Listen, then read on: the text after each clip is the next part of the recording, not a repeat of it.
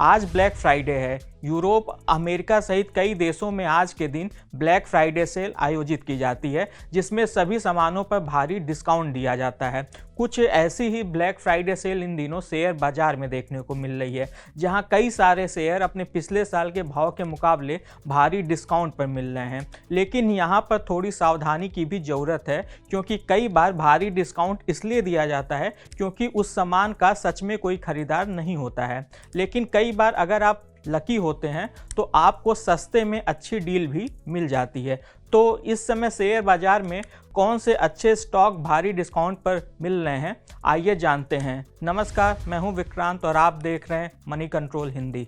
Bloomberg की analyst rating की मदद से हमने 8 स्टॉक चुने हैं जो इस समय अपने पिछले साल के भाव के मुकाबले काफ़ी डिस्काउंट पर कारोबार कर रहे हैं। इसमें पहला स्टॉक है जी एंटरटेनमेंट एंटरप्राइजेज। पिछले एक साल में जी एंटरटेनमेंट के शेयरों में 50% से भी अधिक की गिरावट आई है। सोनी के साथ मर्जर डील टूटने का इसके शेयरों पर काफ़ी असर पड़ा। हालांकि एक बार फिर से इसके शेयरों में हलचल दिखनी शुरू हुई है।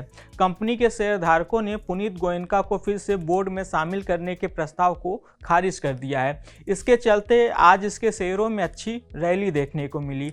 लेकिन क्या आपको इस भाव पर जी के शेयरों पर विचार करना चाहिए?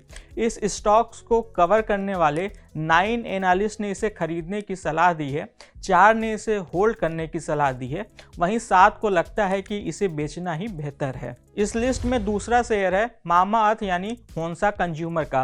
पिछले एक साल में यह शेयर करीब 43% टूट चुका है। बिक्री में गिरावट और इन्वेंट्री से जुड़ी चुनौतियों के चलते मामाअर्थ की ग्रोथ अनुमान से भी अधिक धीमी हो गई है। यह ग्रोथ इतनी धीमी थी कि हालिया सितंबर तिमाही में इसने 5 तिमाही के बाद घाटा दर्ज किया।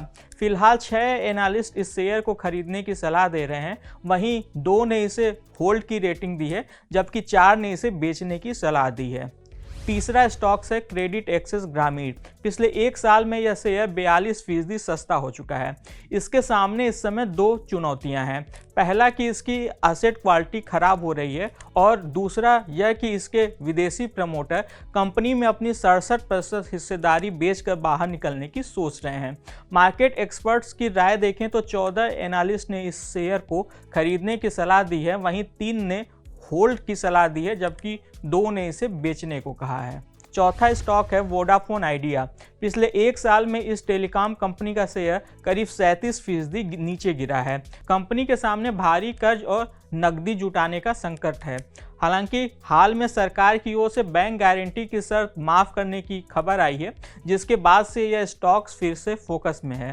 फिलहाल इस समय 4 एनालिस्ट इस शेयर को खरीदने के पक्ष में हैं, 5 ने इसे होल्ड करने की सलाह दी है, जबकि 13 इसे बेचने की सलाह दे रहे हैं। 5वां शेयर है इंडसइंड बैंक। पिछले एक साल में इसका भाव करीब 33% नीचे गिरा है। इसके सितंबर तिमाही के नतीजे काफ़ी खराब रहे थे।